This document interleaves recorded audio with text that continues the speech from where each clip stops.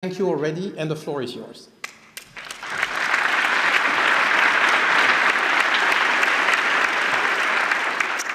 Good morning, and thank you very much, dear Roberta. Thank you very much, dear Philippe.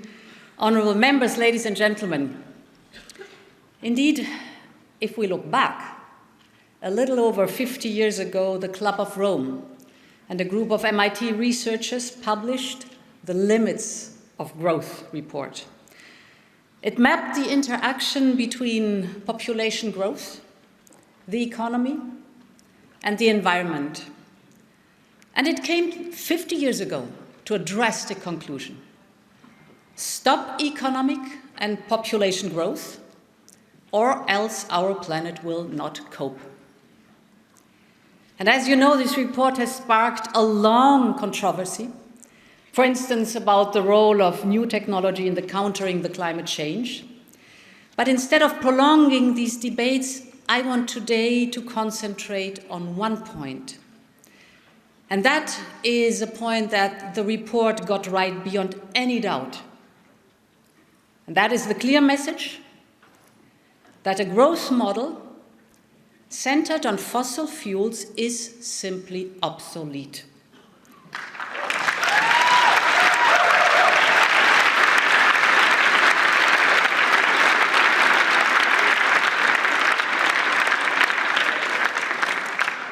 This assessment has been confirmed time and again.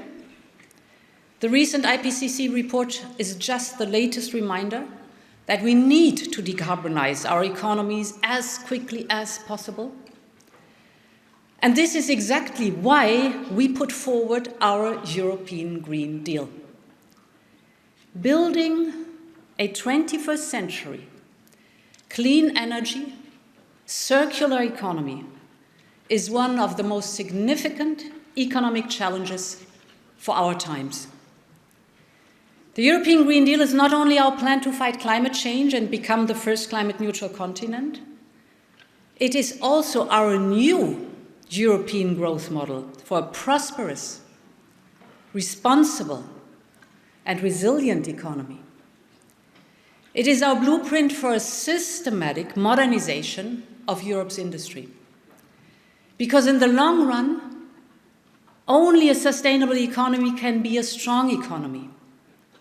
Only a sustainable economy has the resources to invest in healthier and in a fairer tomorrow. Only a sustainable economy empowers us to reach the social targets we set ourselves at the Gothenburg and Porto Social Summit. Only a sustainable economy generates the means to accelerate research and development for clean technologies. So, 50 years ago, the Club of Rome could not completely envisage, for example, the potential of green hydrogen. It could not envisage that we might drive this kind of electric cars of today. Or it might be able not to see the future as we would have, for example, with batteries where we recycle 95% of lithium, nickel, and cobalt. It's not the daily procedure today, but we're able to do it. But already 50 years ago, the Limit to Growth report acknowledged that while fossil fuel-based growth was unbearable for the planet, humanity could devise, and I quote, a different growth model that is sustainable far into the future, end of quote. This is the mission that drives us today, and this is the spirit of the European Green Deal. We do not have to start from scratch.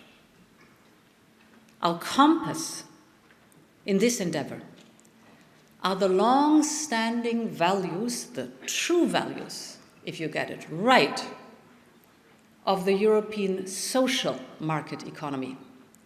Our social market economy was never exclusively about economic growth. It always was about human development.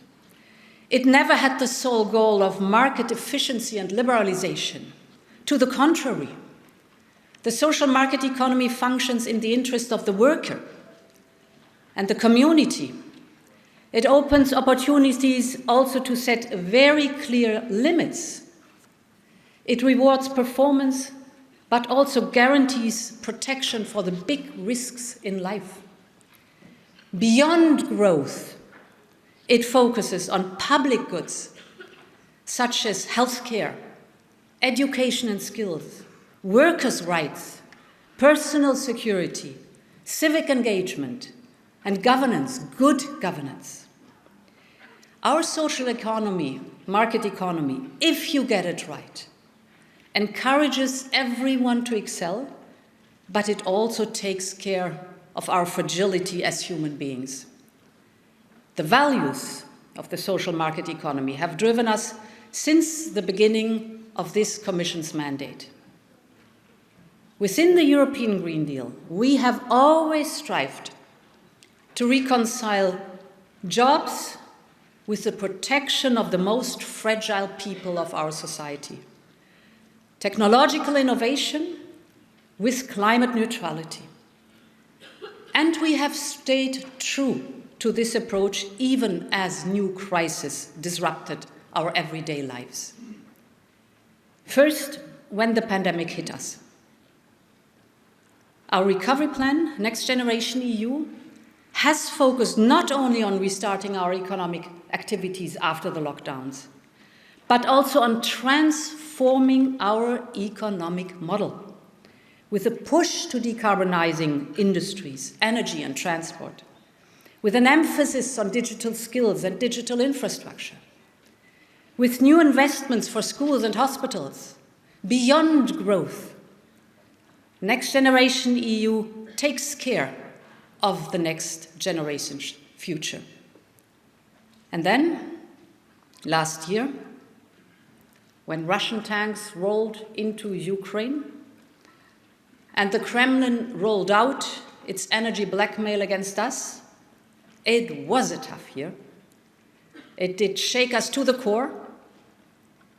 But not only did we guarantee Europe's energy security, there were no blackouts and protected vulnerable households and companies with a solidarity contribution from big energy providers. We also accelerated massively the transition to clean energy, and for the very first time in history, in 2022, we generated more electricity from sun and wind than we ever did from gas and oil. While the CO2 emissions globally rose by 1%, in the European Union during this year 2022, we managed to cut emissions by minus 2.5% despite the war. So this is the living proof it is doable. You can cut emissions and have a prosperous life. It is doable. André Gide, a French writer and Nobel Prize winner, once said, "One does not discover new lands without having the courage to lose sight of the old shores." End of quote. And I have to look back once. In the 1970s, just 1 year after the Limits of Growth report was published, the big oil crisis began. Back then, our predecessors chose to stick to the old shores, not to lose sight of them. They did not change their growth paradigm, but relied on oil. And the following generations have paid the price. We also experience massive crisis. We're choosing a different path. We are choosing to discover new lands. It's not trivial. Today we are leaving the fossil fuel growth model behind us. But the new lands are still blurred, but they are visible. We can reach them.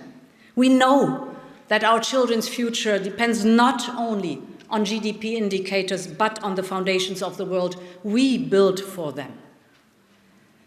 It was Robert Kennedy, back in the 1960s, who famously said, and I quote, that GDP measures everything except that which makes life worthwhile. The health of our children and the joy of their play. And I'm sure, had he given his speech today, Kennedy would have included the sound of birdsong and the joy of breathing clean air. Today, on a very fundamental level, we understand Kennedy's wisdom. The economic growth is not an end in itself. That growth must not destroy its own foundations. That growth must serve people and future generations. This is exactly what you will discuss today and the next 2 days. So thank you for inviting me, and I wish you a very good conference. Thanks a lot.